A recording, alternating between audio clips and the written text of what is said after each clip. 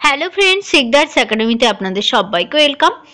26,000 চাকরি বাতিল মামলায় যোগ্য অযোগ্য বাছাই না হলে বাতিল হবে পুরো প্যানেল, জানিয়ে দিল সুপ্রিম কোর্ট। চলুন এ বিষয়ে আমরা বিস্তারিত জেনে নিই। একাধিকবার পিছিয়ে যাওয়ার পর বৃহস্পতিবার চাকরি বাতিল মামলার শুনানি হয় সুপ্রিম কোর্টে, অর্থাৎ আজকে। প্রধান বিচারপতির বেঞ্চে হওয়া এই শুনানিতে শীর্ষ আদালতের একাধিক প্রশ্নের মুখে পড়ে রাজ্য এসএসসি। সকাল 10:35 প্রধান বিচারপতি সঞ্জীব খান্নার বেঞ্চে শুরু হয় শুনানি। প্রথম দফায় শুনানির পর মাঝে বিরতি হয়, দ্বিতীয় দফার ফের শুরু হয় শুনানি। সেই শুনানি এখনও চলছে।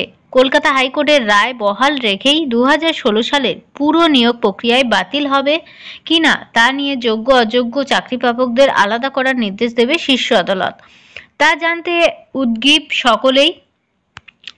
বৃহস্পতিবার শুনানিতে শীর্ষ আদালত মূলত রাজ্য যোগ্য এবং অযোগ্য চাকরি প্রাপকদের বাছাই করার উপর জোর দিয়েছে।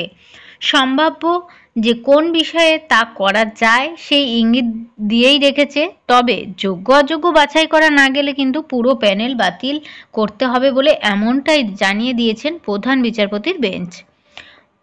প্রধান বিচারপতি আরও বলেন যে যোগ্য অযোগ্য বাছাই করা না গেলে পুরো প্যানেল কিন্তু বাতিল করতে হবে। এই মামলার পরবর্তী শুনানি হবে জানুয়ারি মাসে।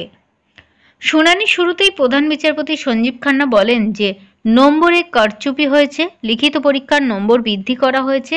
তারপরেই তিনি রাজ্যের আইনজীবীর কাছে জানতে চান যে যোগ্য এবং অযোগ্য চাকরি প্রার্থীদের বাছাই করতে রাজ্য সম্মতি রয়েছে কিনা। রাজ্যের আইনজীবী জানান যে যোগ্য এবং অযোগ্য বাছাইয়ে তাদের সমর্থন রয়েছে।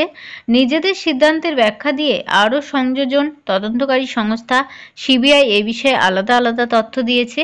এসএসসির আইনজীবী আদালতে জানান যে নিয়োগ তালিকায় থাকা যোগ্য এবং অযোগ্য চাকরি প্রাপকদের বাছাই করা সম্ভব। তারপরেই এসএসসির উদ্দেশ্যে প্রধান বিচারপতির পাল্টা প্রশ্ন যে আমাকে বোঝান কেন হাইকোর্ট বলল যে যোগ্য অযোগ্য আলাদা করা সম্ভব নয়। তো বন্ধুরা, বুঝতেই পারলেন, এই ছিল 26,000 চাকরি বাতিল মামলার শুনানি। পরবর্তী আপডেটের জন্য প্লিজ চ্যানেলটাকে সাবস্ক্রাইব করে সঙ্গে থাকবেন, কারণ জানুয়ারি মাসে কিন্তু এই মামলার পরবর্তী শুনানি হবে। অনেক ধন্যবাদ।